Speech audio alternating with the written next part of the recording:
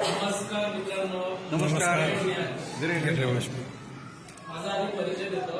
मी मुरबाड ठाणे डिस्ट्रिक्टमधून आलो. मी व्यवसायाचे डॉक्टर आहे. मी 1996 साली परदेशात जाऊन PhD केली आहे आणि माझी सुद्धा आयुर्वेदिक प्रोडक्टची रेंज आहे.